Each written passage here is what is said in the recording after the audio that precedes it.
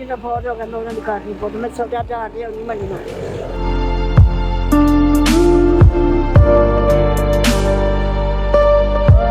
ਇੱਕ ਹੀ ਸਾਲ ਹੋ ਗਿਆ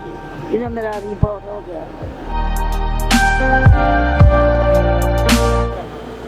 ਆਪ ਦਾ ਕੇ ਖਾਣੀ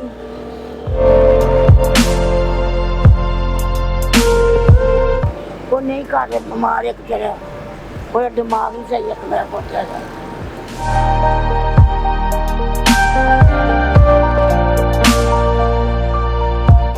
ਕਾਰੋਬਾਰ ਕਰ ਰਿਹਾ ਕੀ ਕਰ ਰਿਹਾ ਨਹੀਂ ਪਤਾ ਨਹੀਂ ਚੱਲਦਾ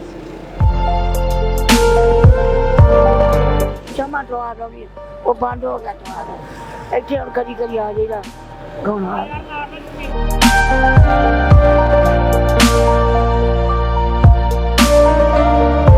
ਹੋ ਗਏ 5-12 ਸਾਲ